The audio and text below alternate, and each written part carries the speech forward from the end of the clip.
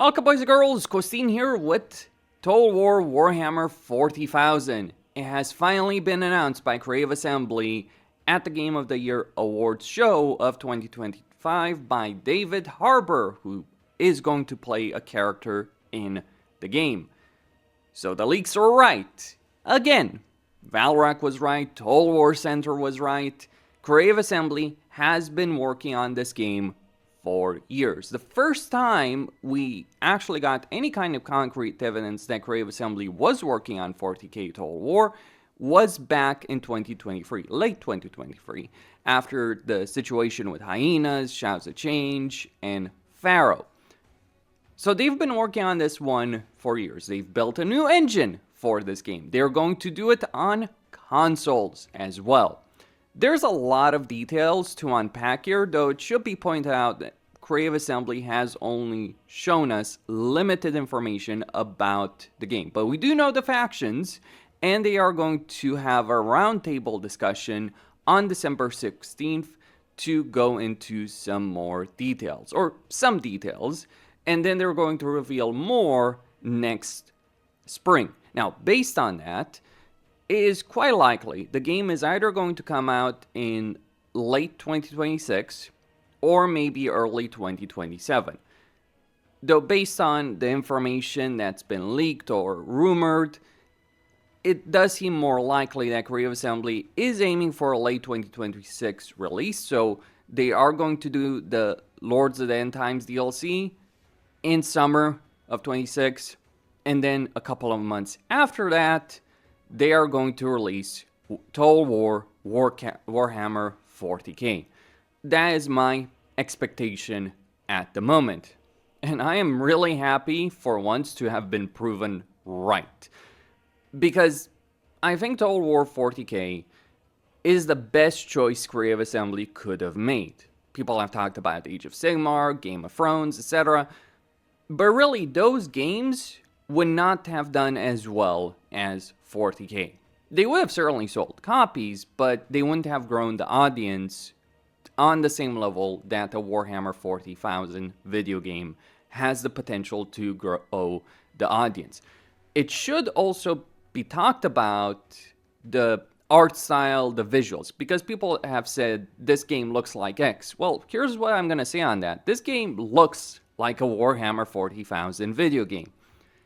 This is a crucial point because the way Games Workshop handles the 40k license and the Warhammer license in general, the gameplay aspect is not something they're necessarily going to police and worry about as much as they're going to bother with the visuals, the style. So yes, it does look like, say, Space Marine 2. Like that trailer they showed us would have worked very well as a Space Marine 2 trailer, or any other video game in the Warhammer 40,000 universe, the Primaris universe. And that is where we get some of the hints on how they're going to do this game. From TotalWar.com, what they have to say on the subject of Warhammer 40k Total War: the game is a revolutionary new chapter for Total War, and we're thrilled to continue our collaboration with Games Workshop. And they brought a trailer at the Game Awards with a little help from Emmy-nominated and Warhammer fan David Harbour, who will portray a mysterious yet to be revealed character. Interesting on that. Maybe he will play Guilliman? I don't know, because we did see Ultramarines on that subject, and they're front and center in the trailer, though. Based on what they showed in the trailer, you apparently will be able to customize at least the skins and maybe even the playstyle of your Space Marines. This brings me back to the discussion that Valrak had, where he said that the inspiration might be something like the Demon Prince from Warhammer 3. Not the specifics of how the Demon Prince plays, because that's not great, but rather the idea you have a variety of playstyles you can go for, you have different chapters you can pick from. There wasn't any that I could say, yeah, you could argue, well, it's Imperial Fist and all that, but not really. There were certainly some color palettes that do match, like I could see Nova Marines, for instance, but all the same. So for the first time in history, it's heading into the future. We're bringing everything you love about the series, deep strategy, cinematic battles, and meaningful choices into the brutal, battle-scarred galaxy of Warhammer 40,000. It's not just a new setting, it's a whole new way to experience Total War, and create the ultimate strategy experience for the Warhammer 40k universe. Okay, let's move on past the fluff. Yes, we do have a Dreadnought. Yes, we do have a commander.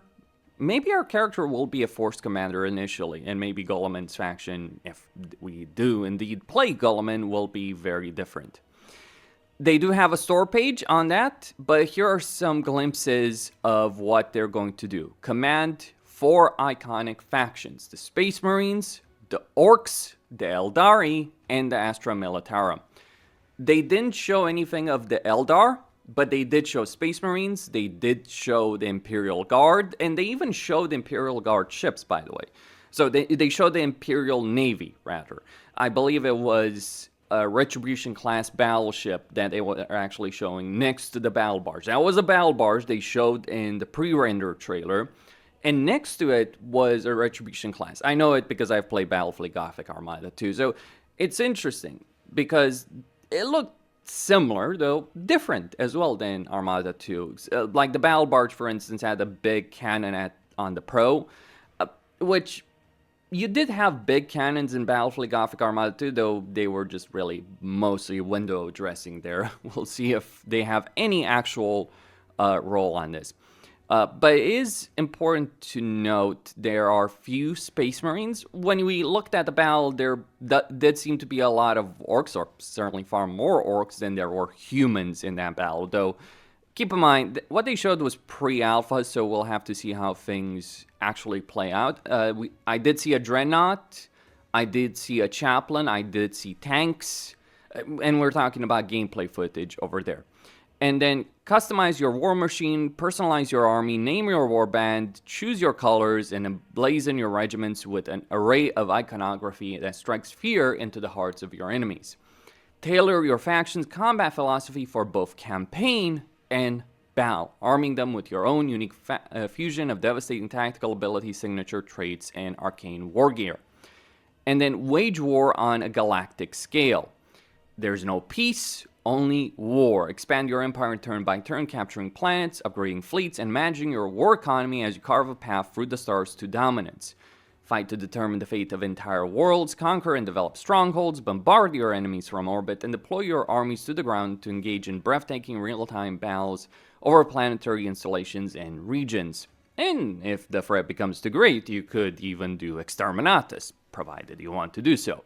Though Exterminatus should not be something you do willy-nilly, in the sense that munitions-wise, that should be easy, right? Like, the actual munitions to destroy a planet, like regular Imperial Navy ships can destroy a planet. But the consequences should be severe because they actually are. The Imperium doesn't destroy planets willy-nilly. There's a reason why you see a lot of stories in the Warhammer 4K universe of heroic last stands on planets. And that's the reason the Imperium really does want to hold on to its territory. If they ever do Exterminatus, in general, it's because they have no other feasible option. Everything else has been exhausted. Anyway, command vast armies of battle-hardened warriors in brutal tactical engagements across war-torn worlds featuring distinct biomes, battlefield types, and dynamic destruction. So we saw urban combat. I'm not going to go into the details of like how good it looked, but we did see control points, by the way, in that gameplay footage they showed us. Recruit from a deadly arsenal of faction-specific units, powerful veterans, elite combat squads, towering walkers, and immense war machines. Are you hinting at Titans, CA? When the going gets tough, call in reinforcements to reignite your war effort. We did see some of the resources and some of the menus in that trailer, by the way. Strategically deploy powerful abilities to determine the flow of battle, from haphazard artillery bombardments to aerial strafing runs and laser-powered strikes.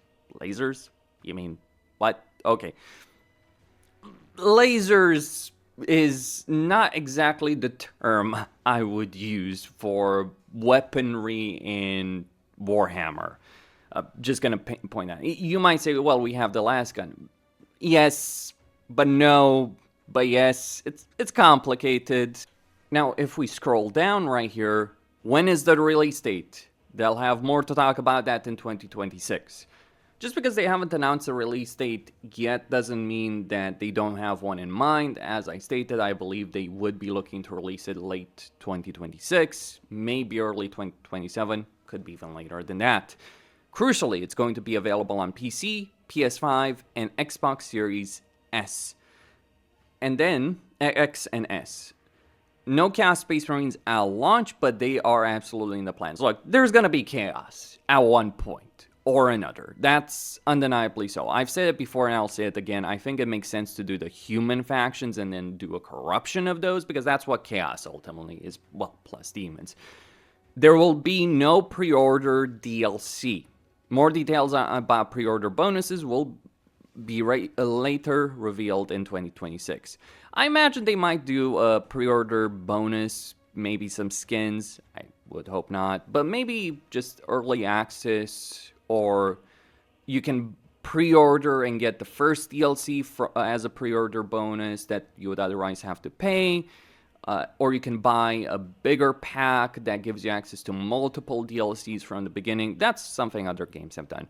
And there will not be a blood pack. Thank God for that one. We're no longer going to fight a Total War game and have to pay for blood. And by the way, that was always irritating, not just because of the blood in game, but it was also like cinematics and trailers that they would do which would not have blood. So that's annoying. Yes, the game will have modding, and then that would be about it. Looks pretty interesting, honestly. Looks really good. I guess we'll have to find out how it plays out. Apparently, certain people have already gotten their hands on the game, but they can't talk about it. I believe Milk and Cookies stated as much in his own video, though I could be mistaken on that subject. Valrak did mention that he had talked with people who had playtested the game, so this is not a game that's in early development. There is a playable build out there. It might just be skirmish battles, sure. I am curious about the campaign structure.